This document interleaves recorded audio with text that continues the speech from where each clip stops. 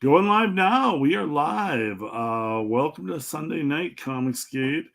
It is Comic Smackdown Live with me and my co-pilot, Rob, Death Raider, Hunter Death Raider, Death Hunter, Death Raider, Raider Hunter, Hunter Raider. All of those Thank you. things. How's it going, Rob? Great. Now I've got to register 4 more websites. Exactly. Absolutely. I'm amazed at my screen because I've got 2 blue lights on me, and my Everything's room red. is red. Yeah, exactly. That's weird. That's weird. I have no idea why. Because usually it looks like you have a green behind you, but yeah, now it looks blue and everything's red. So Yeah, isn't that strange? That's my inner soul piercing through. The red, it's just pure evil. my inner soul's just putrid black with like Oh, some green ooze dripping from it. So look, we already like I said, let's go live right away because there's a bunch of people in the chat, man. What's up, Randy? Hail to the chat. Thank you guys for being here. Purify with fire. Purify with fire is like, that's good advice on so many levels. So yeah, always do that. Southern Cecil in the house. Sobering up. Why are you sobering up on a, what the heck is going on? My maybe advice. maybe he was so intoxicated earlier today that he was afraid he was going to wake up tomorrow still intoxicated. Yeah. So I had to slow down. And along with good advice like purify with fire is never sober up. Always just keep, if you can maintain a light buzz. Oh, I think it's hard to do. But that is optimal. If you can have a light buzz throughout but it's hard to maintain. It gets expensive too, to be honest. It gets expensive. Yeah, and this is like, I was going to bring this up, and I saw this earlier, and I think everybody in CG kind of is like, whoa. But yeah, I mean, Ethan's tweeted out the picture of him at the hospital. So all of us, I don't think it's easy to say all of us are concerned and hopeful that Ethan's health is okay. So I think all of Comicsgate, I can speak for all of Comicsgate right now and say we all hope Ethan's health is good, and we're all concerned and hoping for nothing but the best for him, because we're all getting older, and those are scary times. None of us are prime athletes. You know, it's like your health, it you know, it just goes without saying. When you're an older guy, that concern is in the back of your head. So we're all hoping Ethan is okay and is doing better. It sounded like, looking at tweets, it sounded like he was home now, so that's good. Yeah. He said it was probably just kind of anxiety. So much responsibility. I'm assuming it's because of all the things. I mean, he's multiple projects, multiple boys. And I mean, everything's trying to ship. He's trying to draw. Anxiety is one of those things where it doesn't always need a trigger. Like sometimes anxiety will just take you over when you're least expecting it. And it's but no speculation. We don't know. Just hoping for the best for Ethan. Absolutely. And it's good seeing that it sounded like he was home. So I think it's easy to say, I think I speak for all of Comicsgate, we want to see Ethan healthy and happy and home and not in the hospital. So Marcus in the house. Welcome, Marcus. Hail. It's tough when two of these live streams are going at once. Yeah, and that's the thing is, me and Rob have tried to do this before, where we try, like, we're not the biggest channel, so we try and pick our spots, but like there's just there's a ton of comic skaters out there, so it's like at a certain point you just got to go, do your show. If you're competing against a bigger show, it's like you can't even worry about it.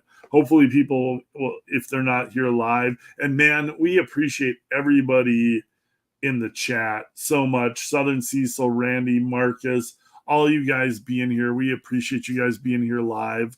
But we know a lot of people catch us on the rewind too, and we appreciate you guys just as much. So hail to the chat, hail to CG, anybody watching this channel, And again, we're trying to build this channel up. So if you're new here, hit the like button and subscribe to the channel. We're trying to build this up. So, yep, definitely like and subscribe. Randy, yep. I just Hell did. yeah! Just, so this is still the weekend. I'm still drinking. It's Sunday night. I'm still drinking. So I'm with Southern Cecil. I'm not sobering up yet. Yeah, it's we know that if people catch this on the replay and listen to it while they're doing something else during the week, that's awesome. Because to be honest, if the amount of people I've had to give the advice to, people that are they're fans and they're part of Comicsgate and they're launching a project soon, or they did launch a project, but they themselves haven't worked in the industry, but they raised the money to hire some artists, or everybody knows that scenario of how you get everybody together to do a book. But if half of those people that I told them you got to start a channel actually listened to me and did that, there'd be shows on. There'd be a show on like every 2 hours. Yeah. They're comics, because there's so many people and there's so many people launching. Yeah. I mean, you look at how many projects are launched, how many comics are launched right now. Like Ian is always sharing everybody's stuff. Yeah. And it's literally he gets to pick 4 images, and I feel honored that a lot of times Death Raider is one of those images, but then it says 160 more projects listed in his tweets, and you're just like, how many? 100? What? Now all at the same time? So yeah. Southern Cecil's got beers. He's sobering up, but you don't want to sober up like all at once. You want to sober up like gradually, and I'm right with Cecil with that. So cheers and beers to you, Southern. Randy says hail Ethan, and we all say hail Ethan. It does a ton of CGers. I'm not judging anybody by weight, because I'll lose that battle too. We both will. Crowdfunding. Yeah, there's a ton of crowdfunding. Oh, and then Marcus, does sound. I think Ethan. I didn't see it. I haven't looked around at the YouTube yet, but does sound like Ethan live streamed from his house earlier. Mm-hmm. Yeah, he did. And I know Shane is launching a project today. Well, and I don't know if Shane's launched yet. It sounds like they were pushing it back. Oh, it's possible. Yeah, so I don't know. I mean, at this point, maybe just push it back to Monday Night Kings and launch. Then I think it was all this stuff. I have no idea. I don't know what Shane's doing. I don't know if Shane and Ethan have talked about it or stuff, but yeah, like, you always want to launch on the best foot. So, what? Yeah. What are you talking about? Yeah. So who knows what's happening? I think we'll find out eventually. I'm looking for a project. Yep. There's a ton of crowdfunders right now. Yeah. So Marcus is saying Shane didn't launch. Oh. And so that's I bet he launches tomorrow night. Then. Yeah, that's kind of like, it would make more sense. Mm-hmm. I mean, like Sunday would have been a good launch, but I'm assuming with stuff with Ethan, it's because like it's like we all talk through this or through Twitter, and it's hard to like. It's not like a telephone call where you like can just get like all the information directly from the person. We're all kind of just going by what we've heard or what someone's posted. So it's a tricky situation. So I wouldn't be surprised if Shane doesn't launch tomorrow, and then they do Kings, live, and that seems like a good scenario for Shane's launch. And then you're not like people are worried about Ethan in the hospital. Literally, somebody posts a picture of them in the hospital, like that. Yeah. That's not like I don't care about my launch today. We can worry about my launch. And I think Shane kind of posted something to that effect: is launches are launches.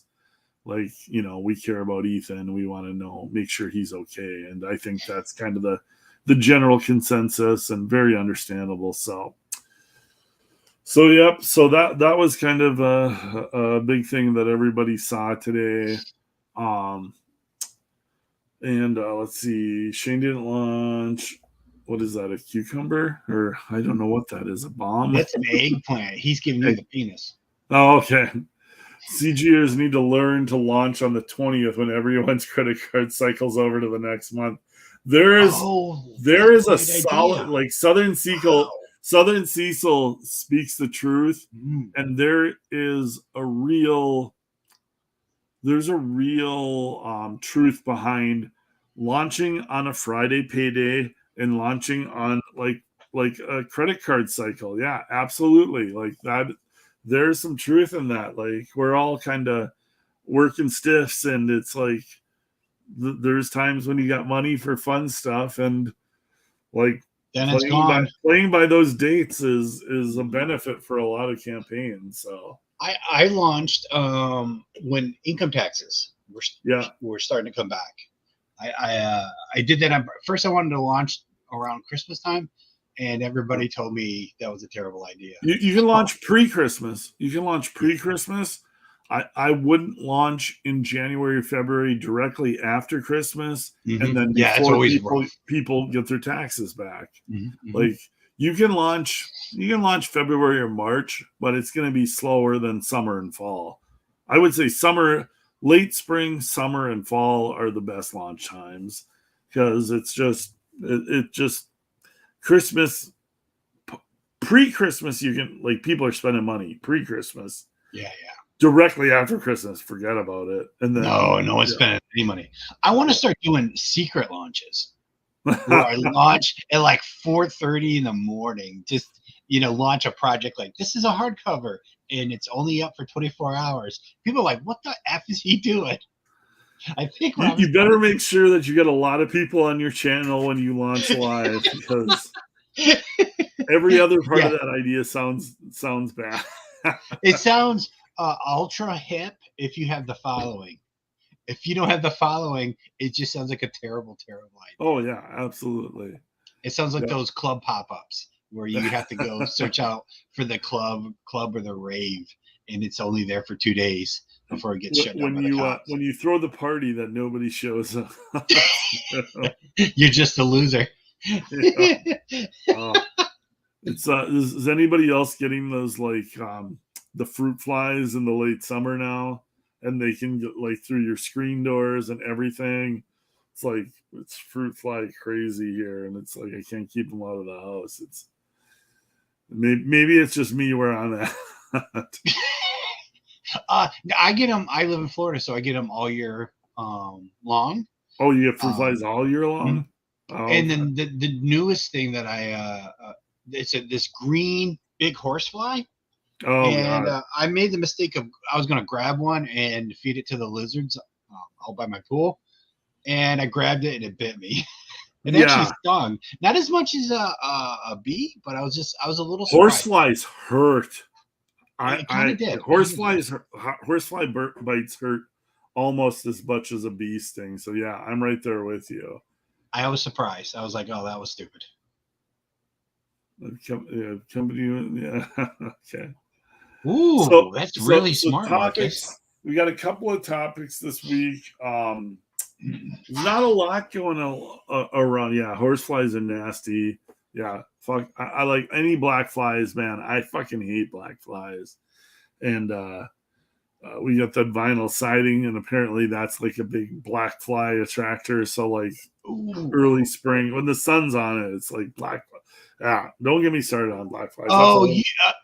Maine has the whole topic. Nobody wants to hear me talk. Is that a northern state thing? It probably is. It's probably a little bit regional here. Yeah. Because I mean, everybody's got their different environments, but yeah, we get black flies like crazy up here. But topics this week, and like I had talked about this on an earlier show, and I was really skeptical when Gal Gadot came out and said that she had talked with James Gunn and Peter Safran about developing Wonder Woman 3. And she said this during her press tour for her new Netflix movie, which I just have been watching, and it's really good. There's Oh, a is it? couple of. It's a good movie. There's a couple of spots. There's a little sketchy writing, but overall, really entertaining. Good action. It's How's the budget? Because it looked kind of it's a cheap. good budget. Oh yeah, Oh, it's a it is? really good Okay, budget. okay. They spent The money on this trailer sucks movie. then. That's a terrible trailer they gave Okay, me. yeah, and Yeah. I haven't seen much of the trailer. It's very Mission Impossible, James Bond kind of, but Okay.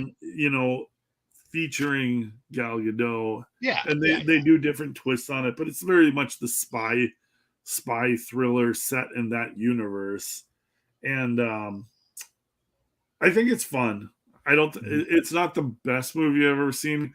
Netflix is good at putting out not generic, but verging on generic action thrillers that Yeah. that aren't like the greatest movie you've ever seen, but it's like you want to watch something that's like brain candy for one evening, like the Red Notice one with The Rock and Ryan Mhm. Reynolds and all of the recent action movie stuff on Netflix has seemed like it's good, not great. It's like something to watch for the evening. That's new. You know what I mean? And that's what I would say this is.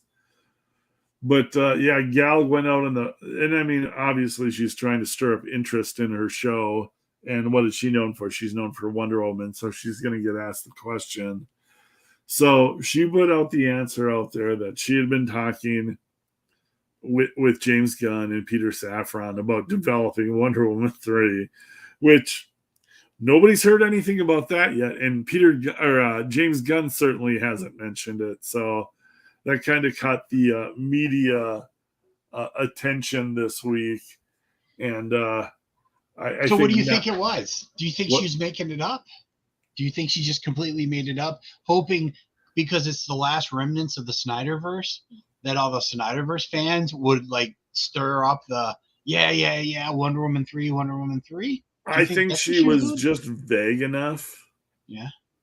to maybe not be telling lies, but like I would say definitely over exaggerating.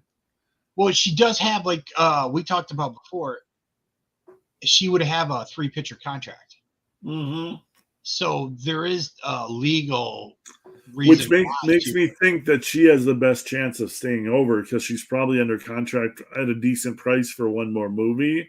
Yeah, yeah. But then it's whether James Gunn wants to use her. Well, and so this is part of the story that we're going to get into, and I've got a story pulled up from Bleeding Fool, and it at best it looks like it's an exaggeration because Mhm. like, I mean, James Gunn has been pretty vocal about what he's doing. He's mentioned the projects that he's doing. He's mentioned Superman Legacy. He's mentioned, is it Batman and Robin or what is the Batman and where they're using Damian as his son in the movie? Oh, yeah.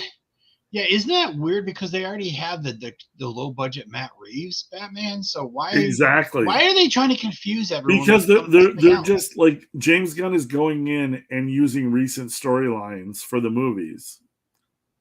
That seems like what he's It like. still seems doesn't it still seem like the DC universe is still a mess even with the It seems reboot? like he's like flying at the seat of his pants and throwing stuff at the wall. Like Yeah, there yeah, doesn't seem to be a real organized order to things, and that's why Gal Gadot can go and say this. yeah.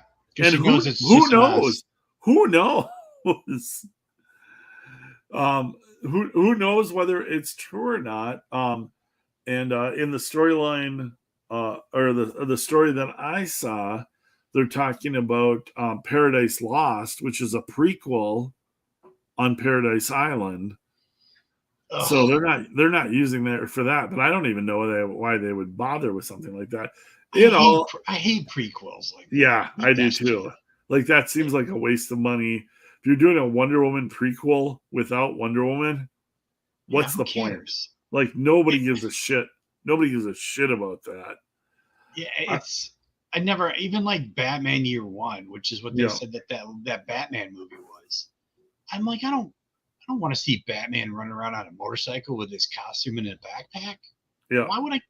Well, like if you gave that to me 10 years ago or 15 years ago, before the Christopher Nolan movies, like that's how they started. But we already saw like the beginning of Batman, how Christopher Nolan showed us the beginning of Batman.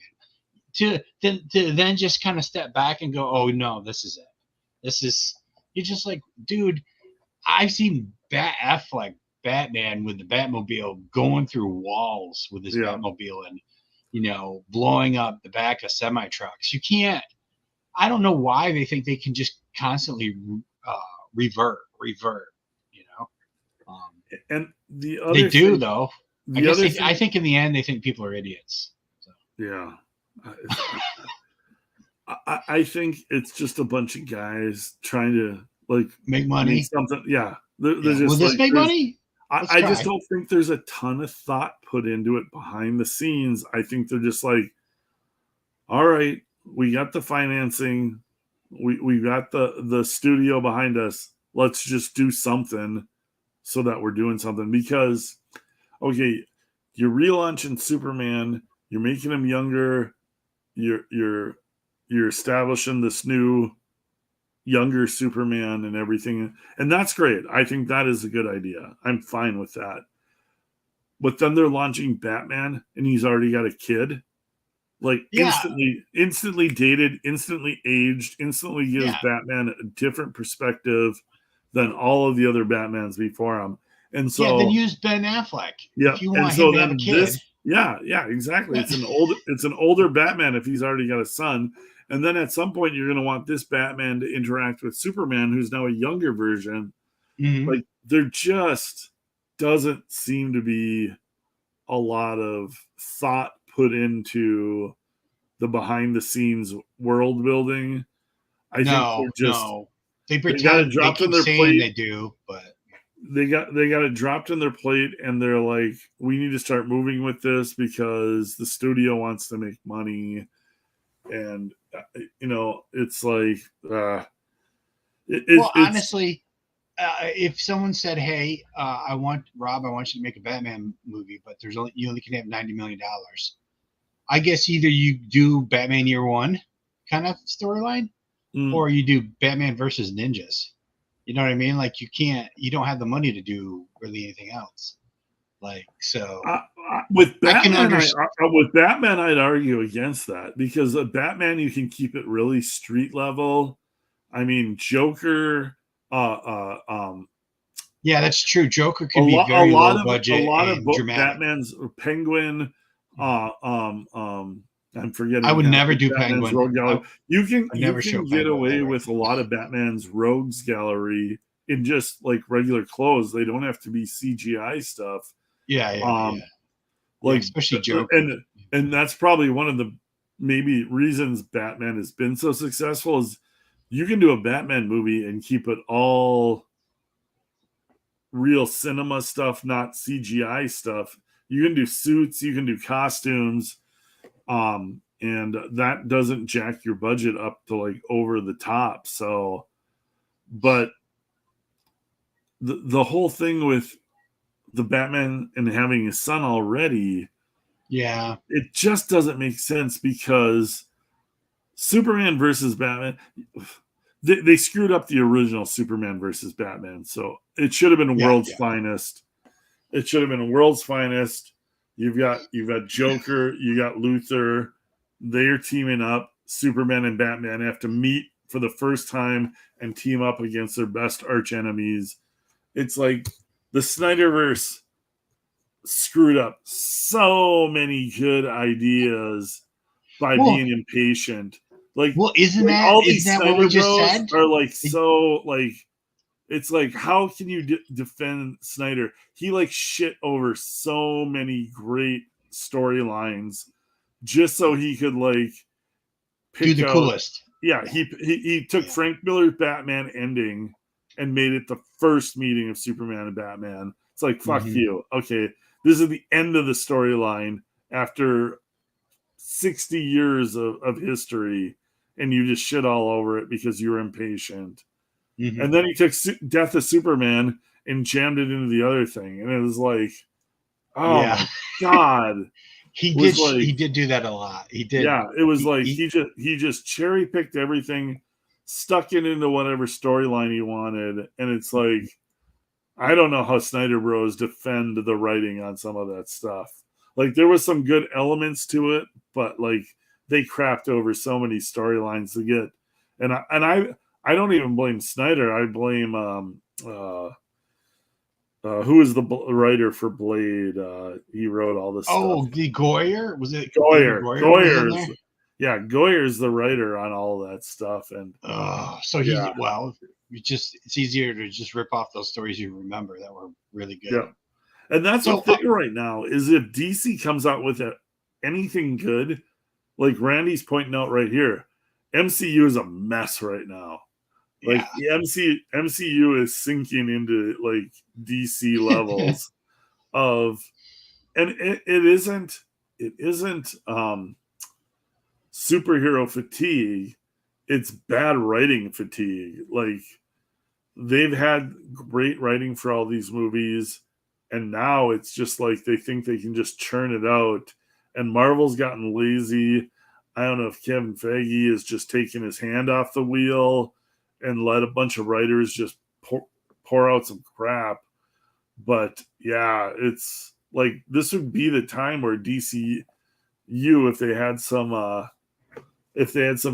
well written movies, this would be their chance to kind of get a step up on Marvel. But I don't know. I agree with Darren. Fatherless Batman is the better Batman. I always liked Damian, but when they killed Damian and then said, "Oh, we killed Damian, but we'll just do stories before he died," how dumb is that? Just to keep Grant. To be honest, I'm not that impressed with Grant Morrison's stuff. Like I find he does a bunch of interesting stuff, but I've also read a lot of stuff that was a giant train wreck. Yeah. So just to keep him happy, who cares? Yeah. Then let him go. There's 10 more writers that are superstars that can write great, just waiting to write properties and work on something like a Batman property. And who the thing cares? is, I'd say, hey, he's our character. Yep. We own him. Too bad. Oh, we did promise you. We were going to kill him. Go F yourself. You're fired. Yeah. and the whole thing of giving Superman and giving Batman kids is like the laziest writing gimmick of all time. Yes. It's like it's like the easiest way out for a writer that knows he's only going to be there for about a year and doesn't give a shit about the writers following him. It's like it's the whole Spider-Man getting married, Spider-Man getting divorced. It's such lazy, gimmicky comic book writing. All it tells me is you can't write an interesting 22-page story about this character. You need a gimmick to make it interesting because you're not a good enough writer to write 22 to 24 pages of interesting story for this character where somebody wants to show up for next week. Yeah. I post on Thinking Critical a lot because I listen to his videos, and it's the only way I'm going to hear about Marvel DC Comics because I don't read them myself. And I post all the time that if you want long-term fans, and you also want fans who did buy a lot of comic books in the 90s, and if you even want a chance for them to come back, then your heroes have to be relatively the same. Don't change your heroes, change your villains. Because you can always come up with new villains. Just crank out new villains, constantly change the villains that you have. Obviously you don't want to change Joker very much, but dude, like Spider-Man would still be chasing after Mary Jane. I would just have everything around Parker evolving, but I wouldn't have Parker really change too much. I would not, I'm like, I want my fans to be here. I want the fans who left to come back and go, yeah, that's the Spider-Man I like. Peter Parker should be perpetually at the end of high school and in his freshman year of college. Like you can dick around with college age Spider-Man a little bit and leave it vague, but he should never be graduating college, and ideally should be kind of right on the cusp of high school still. Yeah, like you look at the X-Men stuff. Can you even read an X-Men comic book now? I have not read it. You know, the last time I read the X-Men comic, the last time I read an X-Men comic, Wolverine, Colossus, Cyclops, you know, all those Nightcrawlers in there. I don't think any of those characters are in there anymore. Yeah, that's what I was going to say. Is I don't think the Yeah. X-Men are in the X-Men comics anymore. Yeah, I would need that. I would flip it open and go, I don't know who any of these characters are, and I don't give a shit. Like, I don't need the social justice warrior fuck team, fuck boys or whatever. You know, like. I mean, Marvel is like puked all over that crap that it's to me it's almost not even worth delving into, because like those comics are like there isn't. Is there something less than $1 bin? Because that's where, yes, like you, there's going to be like comic shops that'll give you $1 to take those comics for back issues. It's going to be like the plus dollar bin is extra. Like, we've got all this crap from the last decade from Marvel.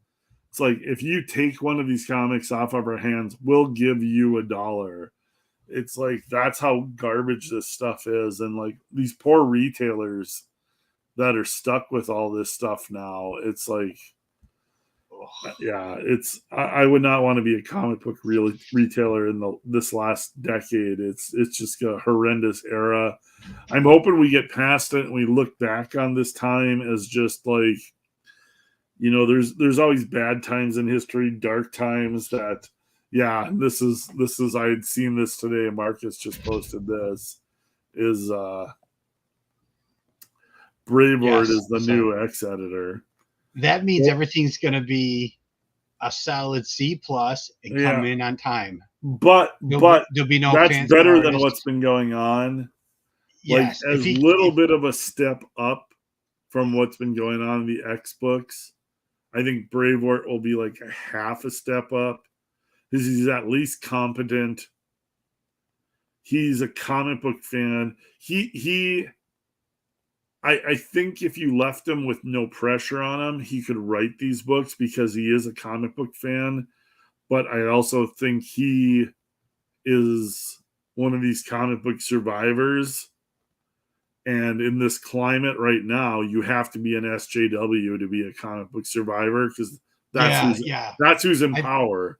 I think that's who's writing the checks. Yeah. So he'll still play the politics on it. Yeah, he's not saving the X books. No, he's not saving them. He's just maybe propping them up a little bit longer, making them not as terrible as they have been. But yeah, like, I mean, all of the agenda is still in that far left leaning crap that the fans have just basically like just left like it's the plague. Yeah, if you have a comic book store today, you're selling toys. Oh yeah. Oh, you're and everything else. You're selling toys, you're selling back issues, you're selling reprints. Yeah. You're not making your money off of comics that are coming out on Wednesday. No way. No, and I don't know how a lot of these places are staying afloat, because I mean, they were hurting 10 years ago just because the market was shrinking.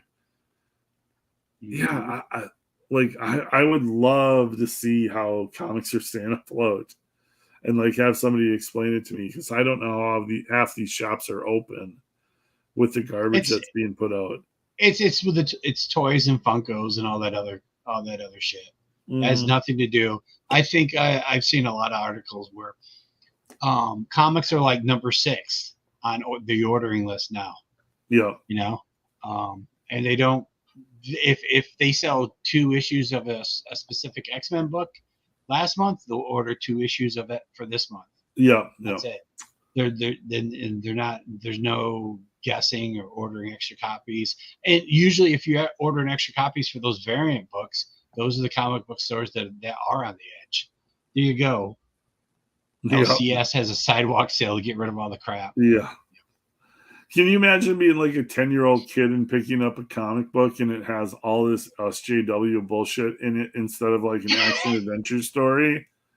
And like Well, that's what's happening to all these kids is like they don't even know what a fun escapist comic book is because now all they're getting is pamphlets preaching about like leftist political agenda. wait, And it's isn't it funny? Because that's the exact opposite. Because after the boom of comics, I used to buy comics for like a quarter a piece, and they were the exact opposite. They were all the Extreme Studios, all the image books by oh yeah. artists that weren't exactly ready, but they got their own books anyways because everything was selling. Yeah. And then you saw that there's no back issue response to any of that stuff because it was just straight up, it was the same thing over and over again. Big splash pages of guys with big muscles punching each other, and there was nothing solid to go with it. And there, the man, those artists never even got good. Those artists all left. They left comic books completely. It's not like you could be like, oh yeah, this book used to be a quarter a piece in the dollar box, and now it's worth $50 because it's the first issue of this popular artist. No, that dude went on to animation like most of them. Oh yeah, animation or marketing or something. Yeah, like all those guys in the '90s. Yeah, well, a Yeah, lot of them did not stick around in comics, to say the no. least. As soon as those big page rates disappeared, so Oh did yeah, they yep. just left. Once the sales dipped and the page rates went away, and I mean that's part of the problem with comics now is you can't attract good artists because they're just shipping everything overseas and paying the bottom dollar for everything. Mm-hmm, mm-hmm. So Yeah. I'll cover the story we were talking about a little bit earlier. Wonder Woman 3 not in development despite Gal Gadot's comments. And this, like when she came out with this statement and I read a little bit about it, I was skeptical as hell because I was like, James Gunn has been talking about everything that they have in development. He's been on Twitter. He's been like, if somebody says something that's false, he's going and shot them down. Mm, yeah. The only thing Yell's got going for him is that he has not come and shot this down, but I think he doesn't want to make her look bad. Kind of, it feels to me. Yeah, So he's trying to be respectful. yeah, let me pull this article up. And I mean, Gal Gadot is loved. I mean, I think mostly loved as Wonder Woman. I think as much as Henry Cavill was. So Gal Gadot has hinted in recent interviews for the Netflix film Heart of Stone, which is good. Definitely go check it out on Netflix. I enjoyed it. That Wonder Woman 3 is in the works at DC Studios with James Gunn and Peter Safran, DCU, following up where Patty Jenkins left off. Now, new reports from Variety, which Variety, pretty decent source, have cast serious doubt on the claims, stating that multiple sources have confirmed there is no Wonder Woman 3 in the works and that Paradise Lost, the prequel TV series starring the Amazonian hero, is currently in development. So, like, why?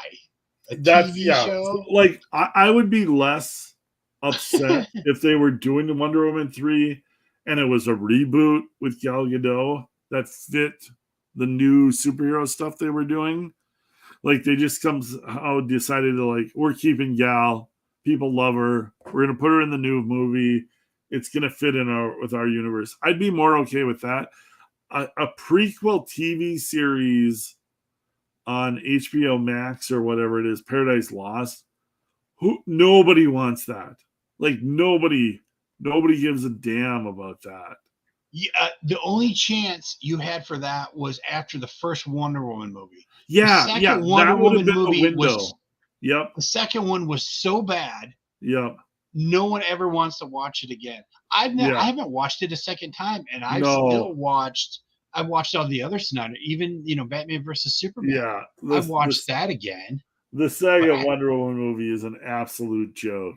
It's a cartoon. It's a cartoon they made into a live action show. Yeah. It's a thrown away cartoon script, is what it is. Exactly. It's a cartoon script they didn't want to make into a cartoon that they pulled out of the dumpster because they were desperate for a Wonder Woman 2 script. Yep. Like, So like, how lazy are these people? the only way you could go in is with a reboot and then using Gal Gadot in the reboot. You say the multiverse, some of the characters look the same, some of them don't. Whatever. I can get past that. I can get by with different actors playing different superhero roles. And Gal coming from the Snyderverse and still lingering over. I could have lived with that. But the Paradise Lost concept with what you just said is like this is where it feels really like they were just throwing crap against the wall, or they already had like some producer director set up for a Max series, and they had to give them content. Like some of these people, a lot of this stuff happens because somebody already has a contract, and the studio's got to fulfill it somehow. And they might have funding too. Yep. They literally could have investors attached to them. And so it's all about money that's already sectioned away for this. So how can we fit this in with the new stuff we want to do here? We'll do Paradise Lost. We'll do the TV show on Max. That's what this feels like. And then, like, who knows? Maybe they're like, maybe James Gunn had a conversation with Gal Gadot, but he's like, well, we'll do something with Wonder Woman with you, but it's gonna be 5 years down the road after this Paradise Lost thing. You know what I mean? Yeah. And it's like, it's a way, because I'm sure they did have a conversation, and everybody's trying to spin it the best way they can. They had the conversation to get her to do the Shazam cameo. Yeah, that's when they had the conversation. She's Shazam cameo, Flash cameo, so she's gotten more of the cameos under James Gunn than anybody else has. Yeah, so that's when they had the conversation with her. They didn't listen to what she was saying. They just said, okay, cool. Here's when we need you. Right. And she said, okay, great. And then when both those movies tanked. Yep. So they're like, well, we don't need Gal Gadot anymore because Shazam was a piece of crap and nobody went to watch Flash. So we can just pretend that those movies never existed. Yep. And she can still honestly say she was talking to James Gunn about developing Wonder Woman 3 because they got her in those like cameo roles and they were talking about stuff. But exactly. You know, and that everybody does that. It's easy to say everything is vague, but so according to sources, a third Wonder Woman film is not in development at DC Studios, nor do Gunn and Safran plan at this time for any Wonder Woman project in the DC universe other than the previously announced Paradise Lost. So Paradise Lost was one of the things that was announced when James Gunn was listing out things for this. What is it? Monsters and Gods and Monsters. This, and so it feels like, even though this is supposed to be all new stuff, there's stuff that Warner Brothers is already under contract for, which is what this Paradise Lost thing feels like. Like there was a Green Lantern thing they were developing for Max too. You know what I mean? Yeah. So there was some stuff that was already pre-developed, and if those contracts are locked in, they don't want to piss that money away. And it's just typical corporate bullshit that you have to deal with, I'm sure. Well, dude, we deal with that. I had 2 different projects I was supposed to work on this year. You know, last year and into this year, like a year and a half worth of work. Both of them just all of a sudden just disappear. You know, so you know that Hollywood, that happens constantly. Oh yeah. Even if you even if there's a department, a pre-production department. I mean, how many times have we heard about movies and projects being in development for 10 years? Oh yeah. Well, look at the Mark Wahlberg $6 billion Man. Oh God, that's been sitting around and rumored forever. As soon as they had the $6 million Woman TV show like 10 years ago, they said Mark Wahlberg was going to do a big budget movie. It's still nothing has happened with it. Yep. Nope. Yeah, these things will sit. And that's the thing, is there was probably I mean, you already knew like Shazam, Black Adam, Flash, Blue Beetle. Those were in the can, and Batgirl were in the Yeah. can before James Gunn took over. Yep. And so Hey, he's been sitting and waiting to wade through that craft that he had. Basically, he did reshoots on some stuff, but you know, those didn't make or kill the movie. Like they were. How bad does everybody think Batwoman must have been? Oh that God! Batwoman didn't even make it to the theater. Well, and those other watching movies this did. watching this girl spout off all over the internet about the new Snow White movie, like how is her agent not telling her that she's destroying her career right now? He's giving like up. She comes across as such an arrogant, entitled snot, and it's like you need people to like you to come see your movies. Yeah. They're starting to forget about that. They're starting to forget. It's just so I don't even think Randy says James Gunn is likely annoyed Gal. I don't even think Gal I bet Gal and James talked about this because Gal's not a dummy. She wanted to get a little attention for her movie on Netflix that I hadn't even heard about until last week. and the best way Gal Gadot is going to get attention in press conferences is mention Wonder Woman. I think that's all it is. I don't think James Gunn is going to get bent out of shape about it. I think it was a little PR stunt that in the long run people are going to forget about a month from now. And whatever happens with Wonder Woman next.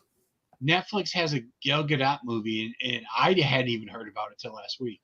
It was like literally, it was Heart of Stone with Gal Gadot, and she's talking about like literally. I heard about it because she mentioned Wonder Woman 3. That's the only reason.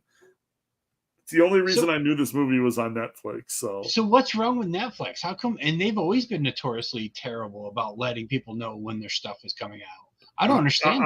I think isn't it weird? I think the way they are set up is subscribers. I think they realize that advertising the movies ahead of time doesn't get them more subscribers. Like they're all about giving content to their subscribers, but not necessarily advertising it. Because I mean, you see the advertising budgets for some of these movies coming out. Yeah, I wouldn't be advertising them on TV. Yeah, it's a ton of money. It's more money advertising than the movie. for theatrical releases. I think Netflix is trying to cut their costs by knowing we already have subscribers. By advertising these movies ahead of time, it's not bringing in more subscribers. We just need to make sure we have content for the subscribers we already have. It doesn't have to be advertising you pay for. It could be the advertising that YouTubers need content for. So they get to talk about the trailers. Yeah. Because and that'll connect with a lot of people. Well, that would I think Marcus has a good point here. I think that would get her a new contract with DC and No. That would get her. Someone would say, "We'll get you a new contract." Yep. You'll get. It doesn't mean the contract ever shows up. Whatever kind of movie you want to. Yeah. I was actually talking about with a buddy of mine about this. So James Gunn's wife she's the short little blonde from. She's the short little blonde from the Suicide Squad and the Peacemaker TV show. They missed their opportunity because I think she really could have pulled off a Black Canary with her attitude and her looks. Oh. And that would have, she wouldn't have been perfect for it, but I think she would have been good enough for it.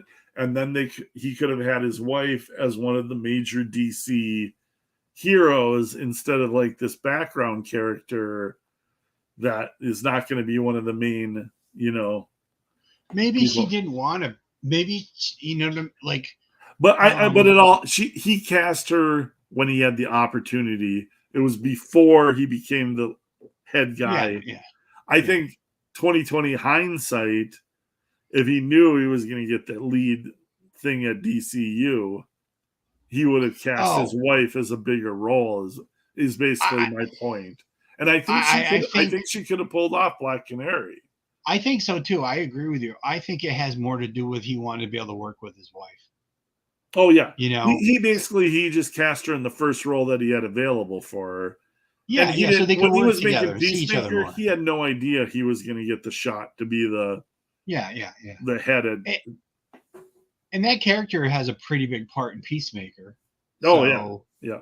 you know, Well, and like everybody should realize, and like everybody's like, oh, Hollywood nepotism, blah blah blah. Like James Gunn is the poster boy for Hollywood nepotism. He's gonna cast all of his buddies. He's got Nathan Fillion as Guy Gardner, which to me is awesome because I'm a huge Guy Gardner fan. And like James Gunn's gonna give Nathan Fillion some fun crap to do in the movies. I hope And so. yeah, and like he can make Guy Gardner the over the top big mouth jackass that Guy Gardner is meant to be, and Fillion can pull that off. So I'm excited about that casting, and like he's gonna cast his buddies. I can see Chris Pratt coming over and being something in the DCU. If his schedule. Oh yeah, and that's the thing. Yeah, Yeah. like does he want to degrade himself to go to be in a DC movie that might flop big time? Well, the thing is he's still got live action Star-Lord roles because I mean they're going to give him a solo Star-Lord movie at Marvel at some point just because I mean that guy's a money maker. It's like they've shit on everything else. Yeah, It's and I mean people Guardians can of the bitch about Galaxy Chris Pratt as much as they want, but guess what? Yeah. What happens when Chris Pratt makes a movie? People show up to see it in droves because there's a ton of people that love Chris Pratt. So yeah, and Guardians of the Galaxy movies, the last Marvel movie that did decent. Oh, that was their last good one. I mean, I know Doctor Strange. They just came out and said how much more it cost because of reshoots. So they've been lying about making money on Doctor Strange. Oh, really? Yeah, Wow. Like I guess Doctor Strange after reshoots because the first version of Doctor Strange, the multiverse, the first one that they made, was super boring. So they had like a bunch of the action scenes that we all liked that were in the trailer. Those are reshoots. That's all extra CGI that had to be made in a hurry. So Doctor Strange, I guess the budget was over $350 million. So, SF Gaming in the house, man. It sounds like you were having a good evening. Just got home from seeing Enter the Dragon in the theater for the 50th anniversary. Movie holds up. Cool. Oh hell yeah. Yeah. That's a nice Sunday night right there on the big screen. Bruce Lee. Nice. I think that's cool. Movie theaters doing that in select cities, re-releasing classic movies. Yeah, that's pretty cool. They'll do the summertime theaters in the park kind of thing where they have the big inflatable screen and they'll show like some of the classic retros. Or Jaws. E.T., Jaws, Back to the Future, those kind of things. You go see a movie in the park, that's a lot of fun. I've done it just a couple of times, but it's a really good time. Especially you get a nice summer night and you're outside watching. I don't know what that is. Clint, what are you talking about? I live in Florida.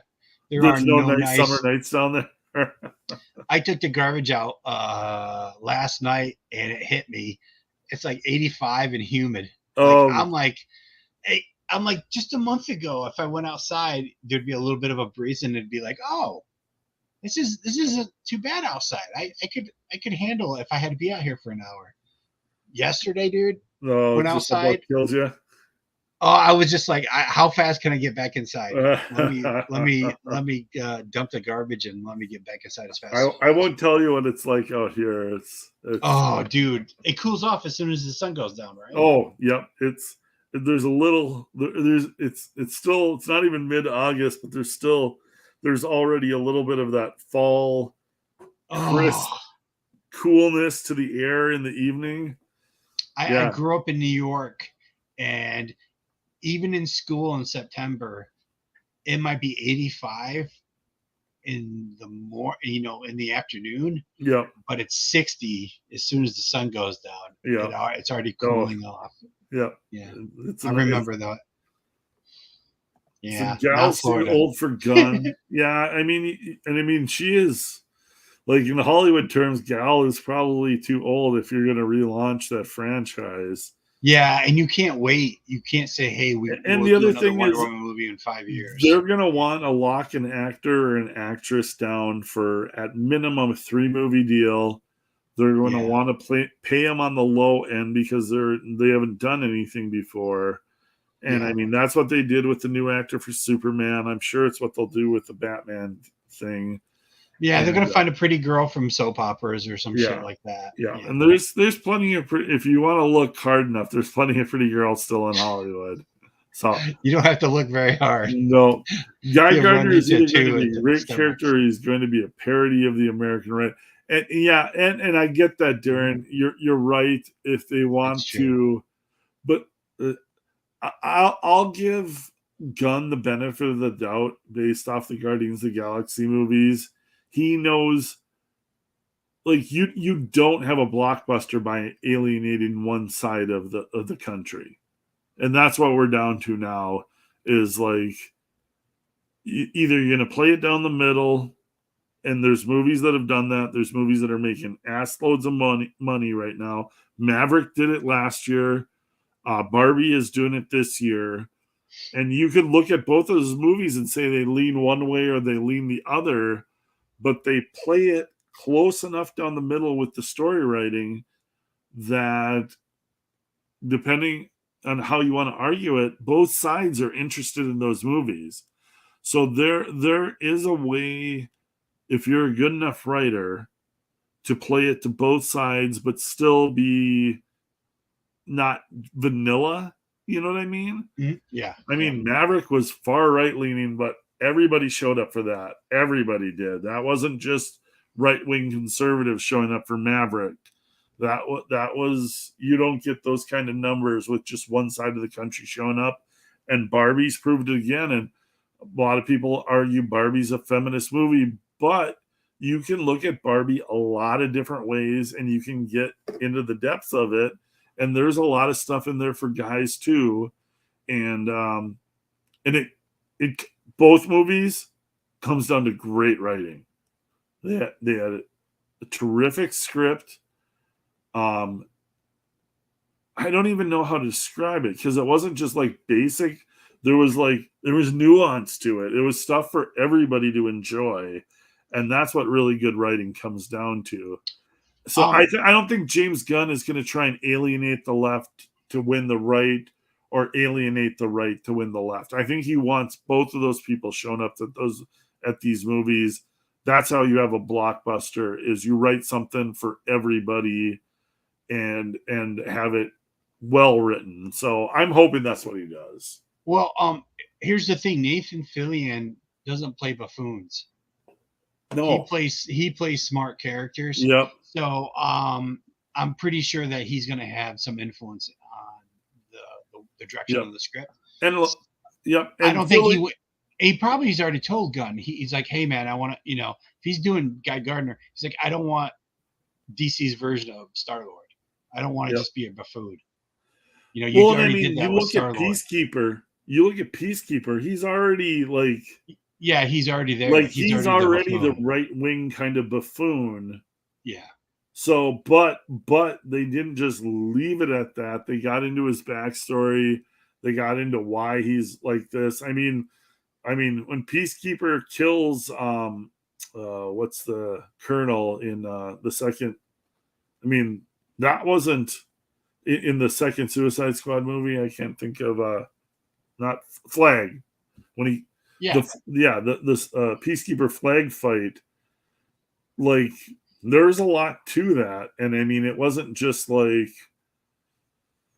that's good writing. Like, there's a reason behind it, and then the whole Peacekeeper series is a little chunk of it is him dealing with what he did and everything. So Yeah, I give Gunn a lot of leeway because the thing I do respect about him the most is he comes at it with the writing.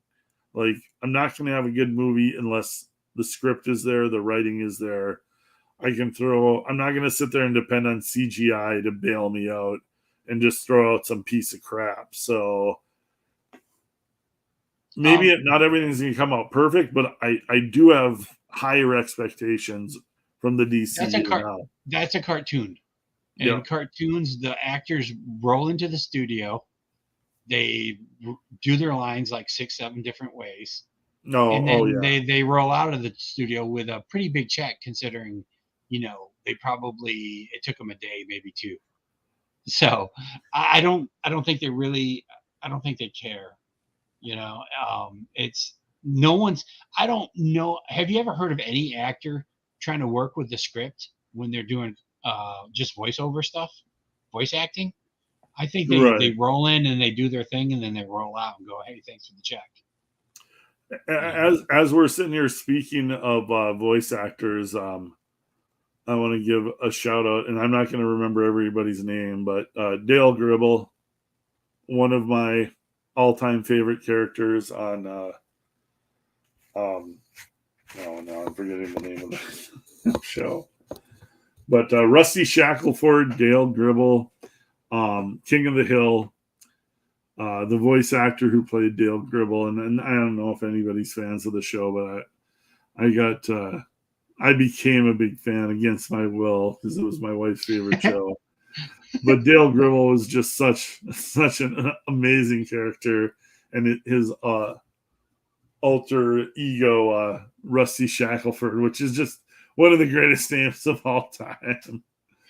But the voice actor who played him passed away this week, so shout out to him. That's too bad. Yeah. And so, Clint, on our next story, Margot. Wait, what's her name? The blonde Margot Robbie. Margot Robbie. What do you think? I don't think she's going to ever have anything to do with Harley Quinn again, even though Barbie did huge. Here's my argument against that. Do you think DC's desperate enough that they'll bring her back? Because Barbie? I don't even think it's a question of desperate enough. Because we know they're desperate. They're desperate. A lot of money. Let me pull it. Let me switch screens here and percent. This is purely theory on this. Because I don't think anybody like the Harley Quinn movie at all. No, they didn't, and that was a total misstep. Yeah, and Margot Robbie was a producer on that, and here Johnny Hardwick, voice of Dale. Few Dale Gribble fans in the house. It was a really good show, under the radar. Yep, I agree. I was a big King of the Hill fan and big Dale Gribble fan. I wonder if there's a connection between Harley Quinn and Wonder Woman 2. Wouldn't it be funny if it's got some of the same writers or producers? Well, like not senior producers who were replaced a year ago.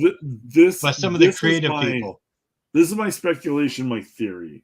So the Harley Quinn movie, the Emancipation of Miss Harley, whatever it was garbage. That was a misstep. Margot Robbie produced that. Yes. She chose poorly when she came to writers or directors. Greta Gerwig, apparently, that girl can write. Look at the trajectory of the 4 movies that she's done and the money it's earned. Barbie. I don't even know who she is. I don't know. Yeah, she's the writer director of the Barbie movie, Greta Gerwig. Okay. And Margot Robbie is the producer on the Barbie movie. Okay. The Barbie movie is a Warner Brothers movie. It is the first billion-dollar movie directed by a solo female director, and it is Warner Brothers' best-selling movie this year. Wait a minute, wasn't Wonder Woman? Nope. That was directed by Wonder Woman didn't break $1 billion Captain Marvel broke $1 billion, but I it saw was a Wonder Woman broke $1 billion. co-directing team of a Oh, Zack female Snyder. and a male. Yep, it was a team directed. So Barbie is the first female solo directed movie to break $1 billion. Also, it's a Warner Brothers movie. Also, James Gunn has already worked with Harley Quinn, or not with Harley Quinn, with Margot Robbie on the second Suicide Squad movie. Yeah, that's true. She was good in that. Yeah, and the character was good too. Yeah. So now on the downside, coming off this movie, these girls are looking for paydays, and they absolutely should. So that would be my con for Margot Robbie playing Harley Quinn again. She's going to look for a big payday. But you get a big payday as a producer because it's a percentage. Yep. It's a piece of the action. But she already produced the last Harley Quinn movie and it flopped. I think 32,000 or 32 million its opening weekend, which was not great and didn't do much after that. So like this could go one of two ways. Is Warner Brothers DC is like, we're not going to pay Margot Robbie all this money to star in another Harley Quinn movie. She's going to ask too much. Or Warner Brothers is like, she just made all this money on Barbie. How can we translate this into the next Harley Quinn that's how can we revitalize Harley Quinn with Margot Robbie? Maybe we get Greta Gerwig to write a script. It's two ways. It's two ways of thinking. I know how the execs think. They're going to want to hire who's the guy that was in Barbie with her? Who played Ken? Oh yeah. Ryan Gosling. They'll have him as Joker. They'll try to get him to as Joker. They'll just have Harley Quinn and Joker. Well, and at some point, that dude, I gotta imagine Gosling's gonna play a superhero role. He's been lifting too many weights to he's jacked. Yeah, like that dude was as beefed up on juice as I can imagine. He had like pectoral muscles coming out of like his sternum. It's like how do you get muscles coming out of your sternum bones? But and this is Randy. Yep, and that's. It's the two sides of the coin. Is Margot Robbie is going to be too expensive after Barbie, but does Warner Brothers think they can translate that into Harley Quinn again? Yeah, because people absolutely loved her. The missed opportunity was Margot Robbie and Harley Quinn after the first movie. People loved her. She was going to be as big as Deadpool after that first Suicide Squad movie. Yeah, and then they absolutely squandered it between the second Suicide Squad movie and then the Harley Quinn movie. They didn't have the right creative team in there to capitalize on. I mean, everybody, like Barbie's popular this year. What is it? 5-6 years ago, every girl was dressed up as Margot Robbie as Harley Quinn. Yeah. It's true. For Halloween, for whatever. For Instagram, for TikToks, every girl had dyed their hair white and had blonde or red and blue in their ponytail. That's how big that movie was. And they squandered it. They didn't know what to do with it. They mismanaged it. Do they look at the success of Barbie and realize Margot is still this major star? Like, you need somebody with vision. Can we translate this and get some of this energy back into the DCU with Harley Quinn? Because she was as big as popular as Harley Quinn a few years back until they messed it up. So that's my theory. It could go either one way or the other. She's going to be too expensive. I got to get a drink because I'm coughing. Yeah. So you give everybody another theory. Yeah. No worries, Rob. Yep. So, and this comes down to like literally the executive level at DC and Warner Brothers, because okay, she was in James Gunn's Suicide Squad, so you know that they have a rapport, and like she was much better in that Suicide Squad movie with James Gunn than she was in the movie that she produced on her own. Like she wanted to go with the feminist woke thing, the SJW thing. She got a director and a writer that would do that, and it was just an awful movie. That Harley Quinn movie, there was nothing entertaining about it. It was preachy. It was garbage. Barbie has some of those same elements to it, but is well done. Good writer, good director. So like you can do those type of stories and still have it be a fun movie for a general audience. It just depends on who's writing it, who's directing it, and the kind of a theme that it has. So I think there is the opportunity for Warner Brothers and DC to resurrect Harley Quinn with Margot Robbie because of the success of Barbie. Now they're going to have to spend a little money to do it, but I mean, Margot Robbie's the biggest female movie star out there right now. She's already played Harley Quinn. Harley Quinn can be a major character, major part of the DCU. You need to give her the right script, the right movie, the right director. But you've got the actress. Margot Robbie is a superstar. So it really comes down to Warner Brothers realizing what they've got and maximizing it instead of the way they mishandled the success of Margot Robbie as Harley Quinn after the first movie. And I think these are fixable things. It just, I don't know why they didn't do a variant Barbie that was a Harley Quinn Barbie. I think they missed an opportunity. Well, and I mean, it doesn't take much for Harley to be crazy Barbie. The Harley, the Barbie that does the splits and that you wrote with pen on the face. It's like that kind of is Harley Quinn. Literally, all you do is take a Barbie and give her the two ponytails and then the Harley Quinn outfit.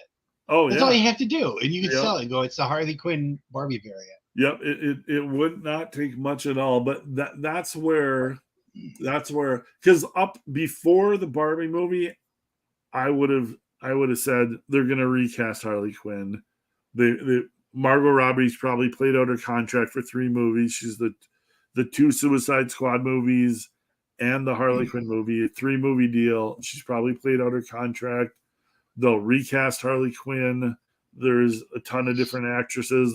There's a couple actresses that people mistake for Margot Robbie that you could get for cheaper, and you could put in that role and have them be a bit character.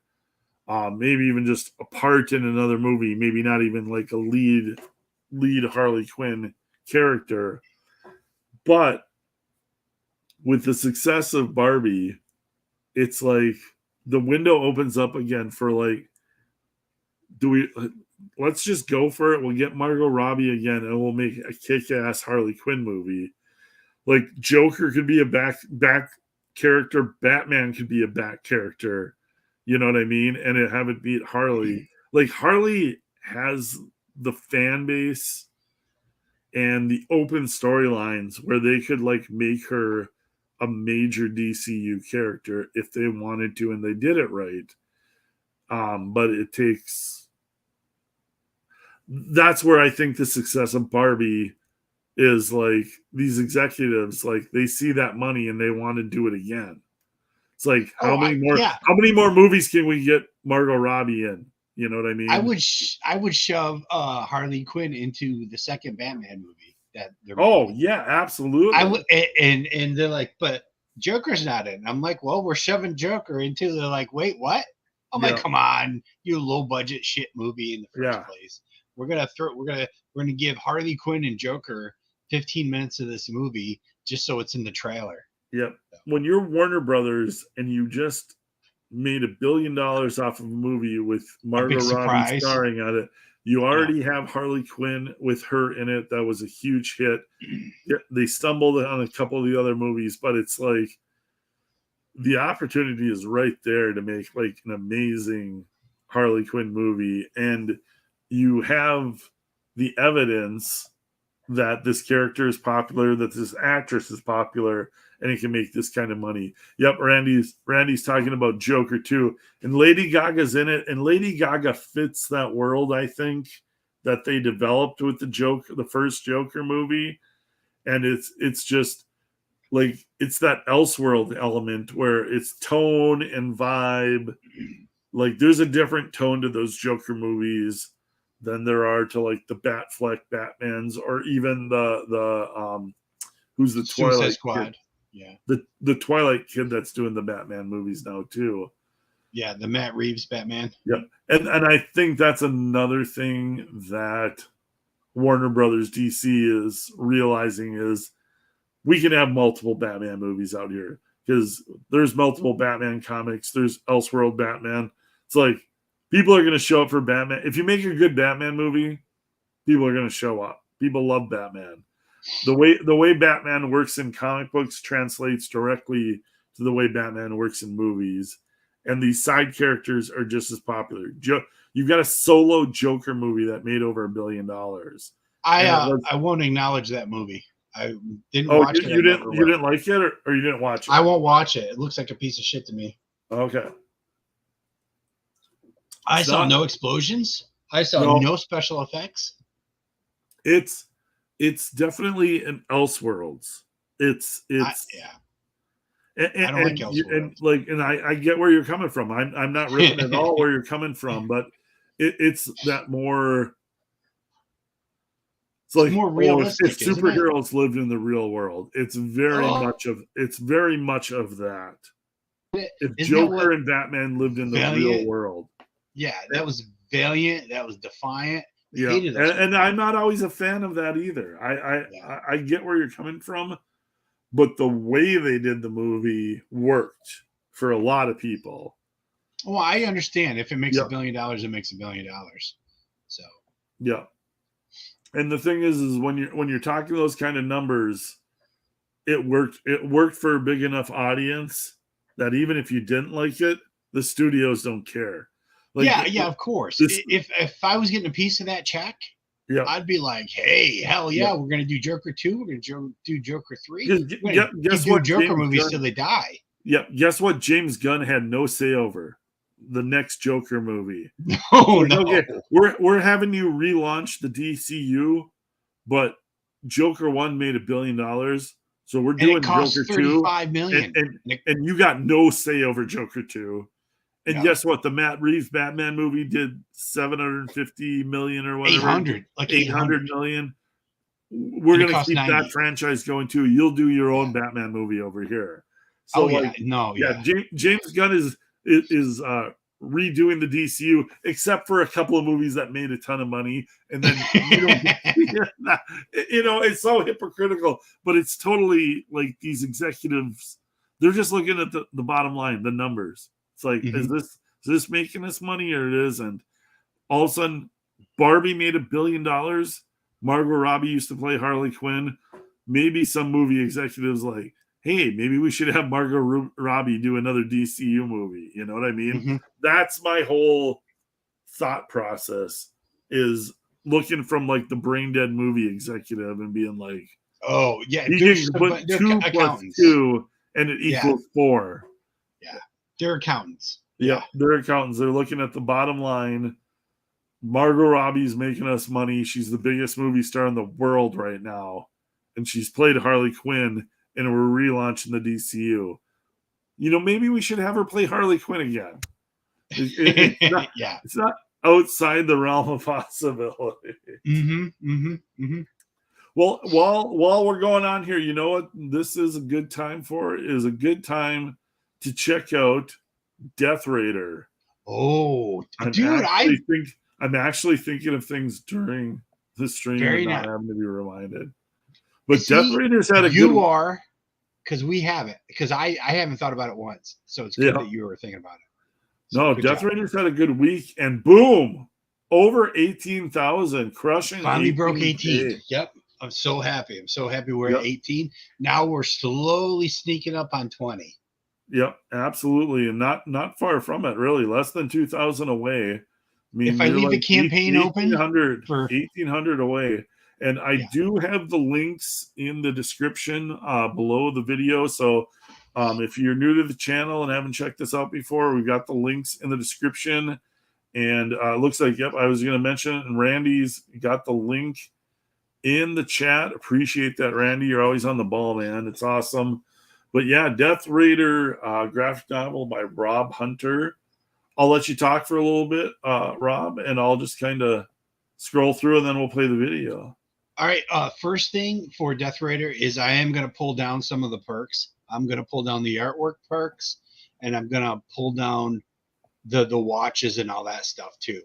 Those have to get pulled down just because I have to order the watches from the factory, and the artwork perks. I left them up there to help supplement the campaign, and they've done what they've done, and that's it. So I'm gonna pull them off because it'll be the last time anybody. To be honest, it's the last time anyone's gonna be able to get the artwork for the price that I had for the perks because it was supposed to help the campaign. So it's last chance on this artwork. So if you want artwork, and this is gorgeous artwork, this is the time to get it. Don't miss out on this stuff. The t-shirts can stay up a little longer because the t-shirt it doesn't ship till November. So I can hold out a little bit longer on the t-shirt. But I am, dude. I've expanded. I've been having so much fun with the soldier sequence where we see Team Core fighting, and where we end up with Death Raider gets his legs blown off and the rest of his teammates are killed. That's been so much fun. I've actually expanded that part of the story, which means I'm to have to steal from other parts of the book. But Clint keeps telling me, he's like, dude, you've got to button this up and get to Death Raider 2, which I will, but I'm keeping the same consistency. You keep pouring stuff into the good parts. Yeah, well, to be honest, it's how I set up Death Raider in the beginning. Was I did want to do a soldier story, and I did want to do a superhero story. So that it was my way of, well, a soldier who becomes a superhero or anti-superhero, whatever you want to call them. That's why I set it up that way, because I wanted to do soldier pages, fighting pages, and I wanted to do the anti-hero pages. So I think I probably, when I first did my outline, I leaned out the soldier pages a little. I'm like, this is literally his origin story, so I can't cheap out on because you know how sometimes you've read the comic books where you're like, wait a minute, that's it? You're like 3 pages of action and the rest, 22 pages. Oh yeah, and, yeah. 19 pages of talking and explaining. Yeah, Come you on, want man. the action throughout the book. Yeah. Mm-hmm, mm-hmm. So I realized I needed to beef up some of the action sequences. Well, one, because I'd get another idea, and then I would look at it and go, okay, what can I do with the outline? How can I massage the outline so I can expand the action scenes? So, dude, it's a blast. So everybody who's pretty much, I think everybody who is in chat has already ordered the book from me. But just wait, dude. I am giving it 150%. Rob's pouring it on. There's no doubt about that. I've seen like all the artwork you posted on Twitter and everything has looked like just insane. The amount of detail and energy you're putting into this stuff. Just wait, dude. Just wait to the layouts. Wait to the dynamic. I actually had a layout that was too dynamic. I'm like, okay, that's confusing. I'm like, that became a little confusing. So I had to replay. I had to redo the panel. So let me play the video here.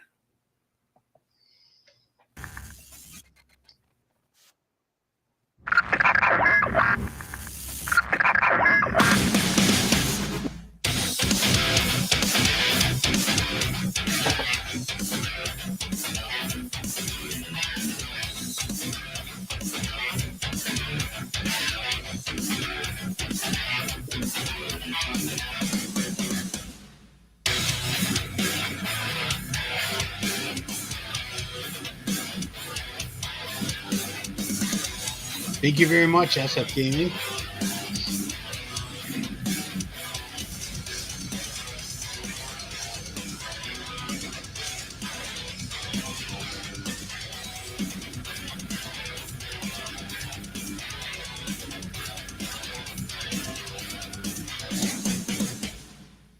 Nice. Oh, here's a question, Rob. Does the all PDF tier include all the covers?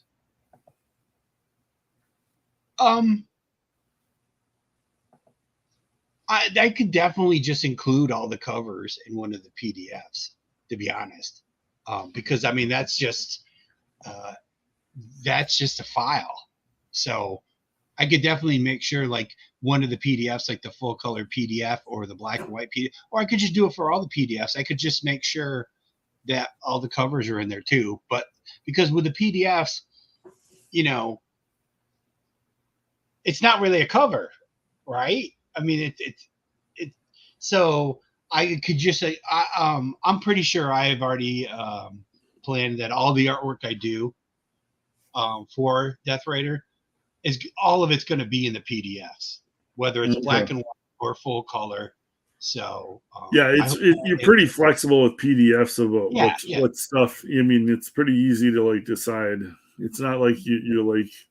It's not like printing, where printing has to be a certain amount of pages. Yeah, a certain amount of pages or whatever. You need to hit the 24 or the 32 because of the covers and everything. So, yeah. So it will include all the artwork, all the artwork I do for Death Raider, and it also includes, because I haven't nailed down specifically, because I left my outline flexible on purpose so I could expand certain sequences, like I just said. Oh, sure. I haven't decided how many pinups are going to be in Death Raider, like here other characters. Oh, like I shared on Twitter the Barbarian character I have. So that pinup is definitely going to be in the book, which will also be in all the PDFs. But there's a few other characters. It just depends on how I end up pacing the core Death Raider story, whether I only need 2 pinups or 4 pinups, because there's a lot of characters that I do want to include in the Deathverse, and I wanted to tease them in Death Raider, but obviously if I keep expanding the Death Raider story, then that'll be less pinups in the actually printed books. So yeah, there's a fine line. You don't want to. Well, what would happen is if I kept expanding it, there would be like the Death Raider supplement. Like all of a sudden, people are like, "Wait, there's more." What would I do? I have a secondary campaign going. That's the reason. Chance. That's the reason for issue 2 is you can save some stuff for issue 2. Yeah, exactly. I would just push it to issue 2. SF Gaming doesn't want you to shut down the T-shirts before this weekend. No, it's not. The T-shirts can stay. Are going to stay open for. I think I can push it for 2 more months. I have to talk to the guy who makes the T-shirts, but I think Baba Boom likes cover B and the Anna cover. Oh, thank you very much. I appreciate that. Nice. It's I'm having so much fun on this art. Yeah. I don't know why I waited so long to draw on ink and do the marker stuff. Well, I know why I waited so long, because it takes too long. Yeah.